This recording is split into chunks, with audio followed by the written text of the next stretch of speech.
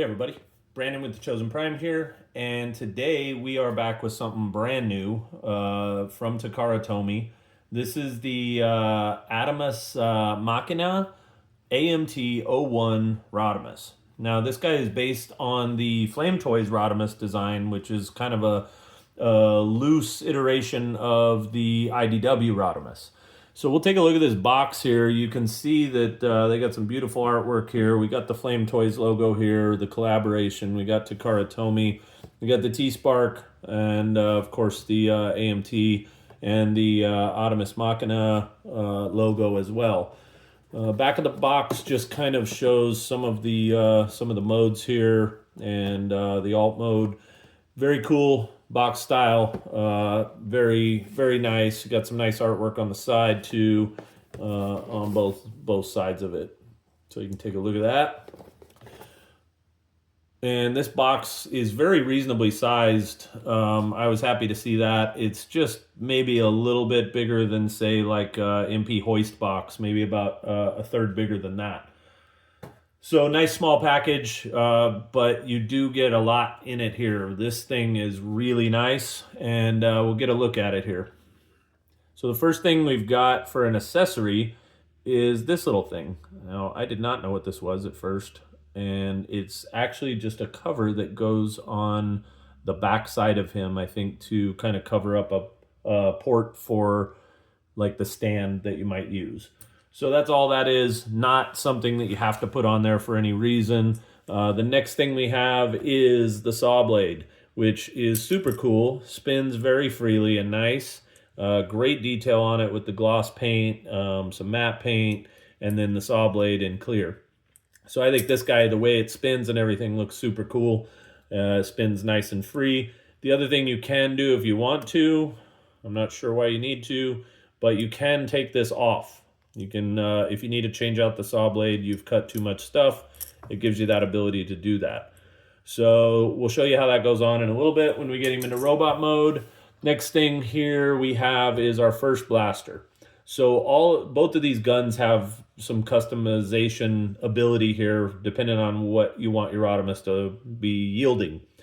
So you can expand this here, and then you also have this handle. So you can pump that up there and hold it like that if you want.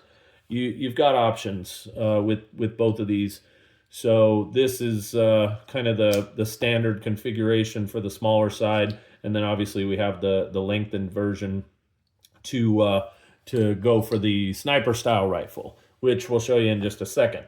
Now our second gun here, again, got some customization. You can push the stock in if you want to, or have it pulled out.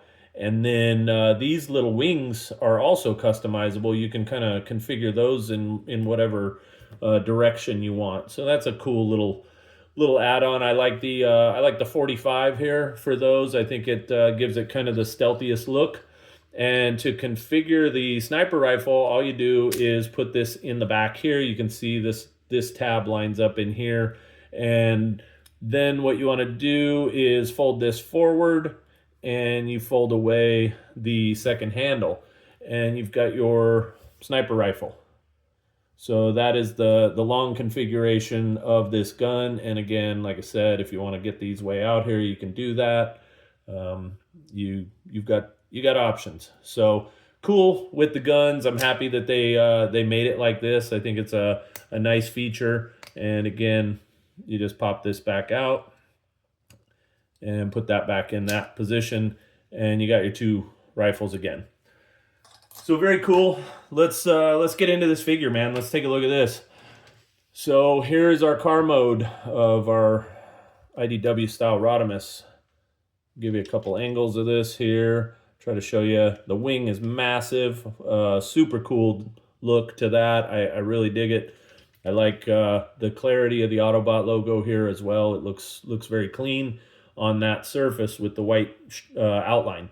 The bottom side of the car, obviously there's old Rodimus, pretty much under there. Backside pretty clean. Again, the paint quality on this thing is fantastic. It is seriously nice. A lot of gloss paint on it. You can see all the red is gloss. There's some matte metallic finishes like the orange here, this rose gold, and then the gold in here, and then your yellow is like a bright yellow. So there's a lot of colors and a lot of shades here going on, but all of them blend very nicely. So the next thing we'll do, man, let's get into transforming this guy. I'll show you how to do it. I've done it one other time, so bear with me. But first thing we'll do, let's pop these arms free and get them kind of out of the way. One thing that you can do to make it a little easier too is go ahead and just extend them all the way out to get out of the way for the time being. The next thing that I like to, or that I did the first time, I should say, is just pull these loose on both sides. Now they clip in on the back here. So you see a tab right here. That's going to clip into the bottom side of that. So we'll get those clipped away. And then we can start in on these arms. So let's just kick these all the way back so they're out of our way a little bit. And I'll show you why you need to do that here in a second, but let's go ahead and just take this hinge. It goes side to side here, and we'll just fold that all the way over. And the next thing we're gonna do, you can see his head back here. Next thing we're gonna do is go ahead and split this wheel. So the wheel splits in two right here, and this part of it just attaches right to the back here. There's a clip in, there's a peg hole there, so you can just pop it right in place. So we'll get this other one, same thing. We'll get that done on this one and get it out of our way. Again, it just rolls backwards. Get this wheel kind of out of your way so they're not bumping over each other. And you'll see that you got some space here. So the next thing we're gonna do on the upper body here is let's get these configured correctly so we can just roll this into here, and it clips in to create the shoulder for our Rodimus. So again, I'm just gonna get this wheel configured in the right space, get this landed in the right spot, and then down she goes. So that's kind of your top side of Rodimus there. You can see this is going to eventually spin around here. It pops free like this, but we're gonna leave it there for right now just to keep it out of our way. Next thing we do, pull the spoiler loose. You got two pegs right here for the spoiler that kind of pull that out of the way. And then it pops free also right here. And there's another peg right here that you'll see that it's going to go down in here. So we'll get those out of our way a little bit. And we can continue to kind of create this guy as he's supposed to be by spinning that around. And now let me see here. It looks like this has to happen first. So we need to rotate this over first. Rotate the cab over first and then spin the back around. Now we see what this peg is for, right?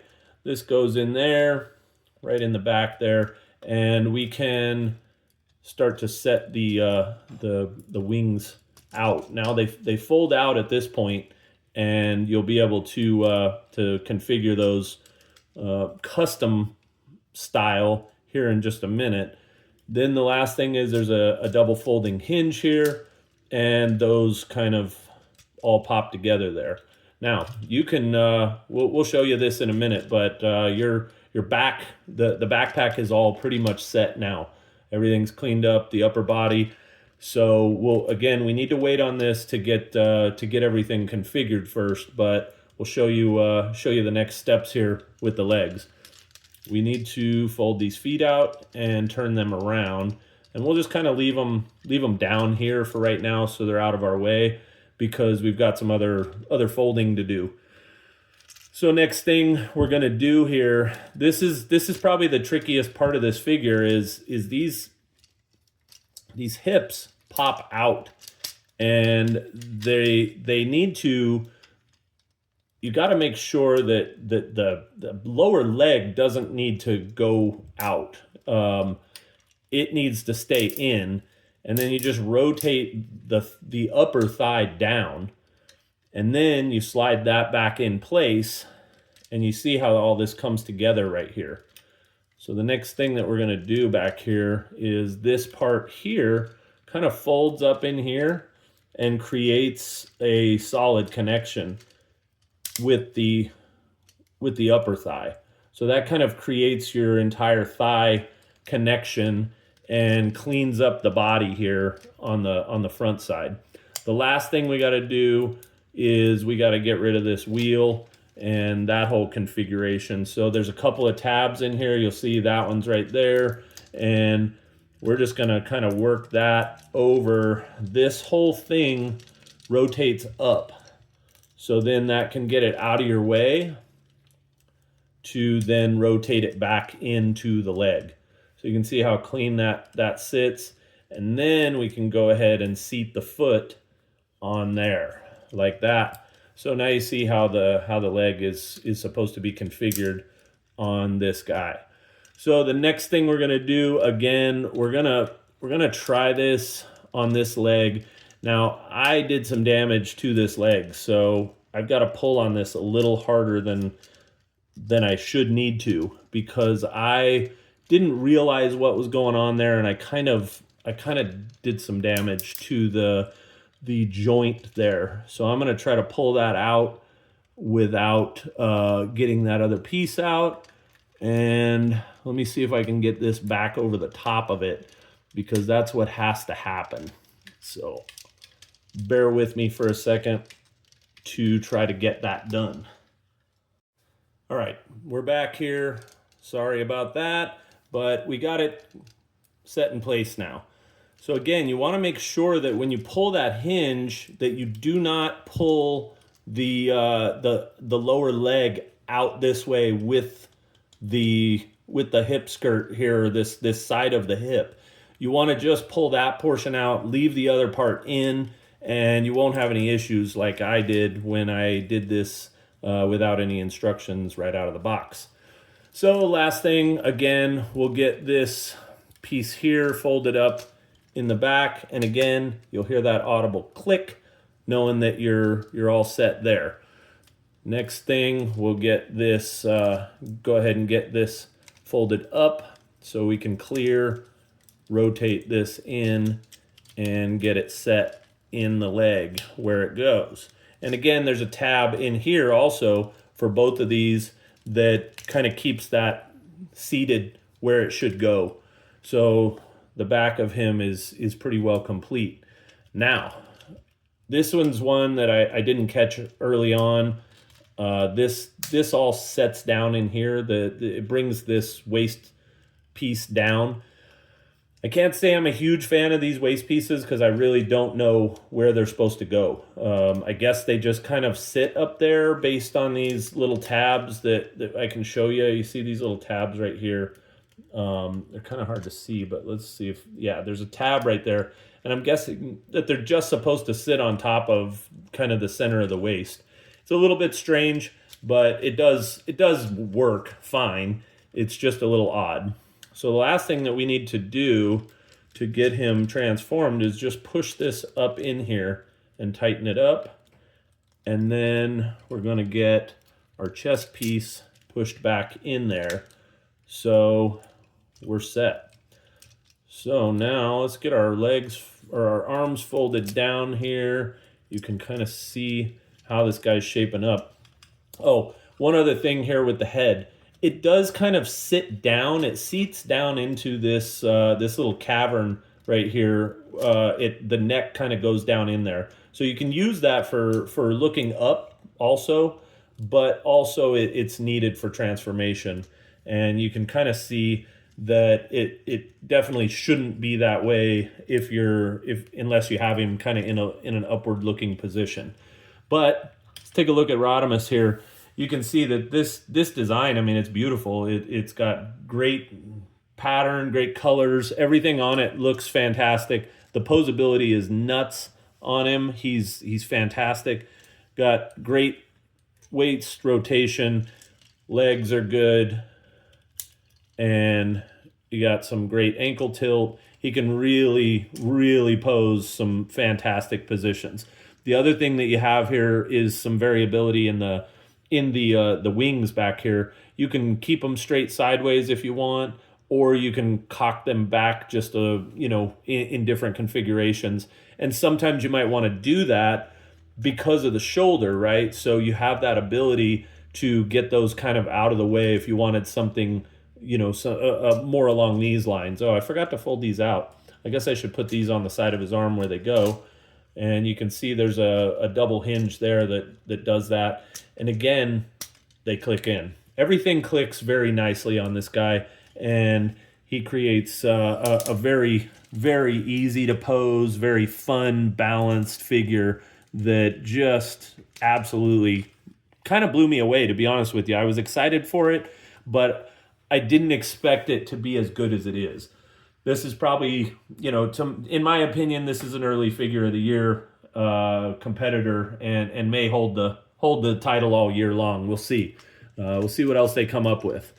But last thing I'd like to do here, let's show you the weapons. We can kind of mount those up. The way the weapons sit in, they're notched in the back. So I'm not sure that this is like the best way to do this, but they do hold in the hand just fine.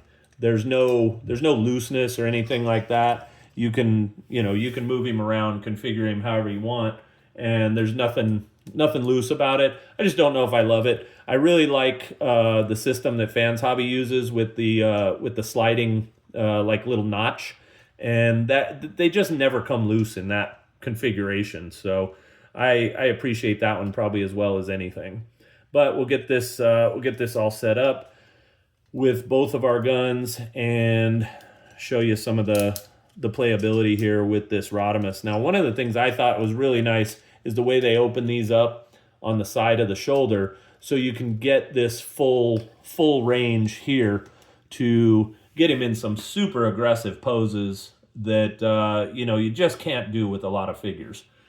So I'm super impressed by everything here with this first iteration of the AMT line, and definitely looking forward to what they have next.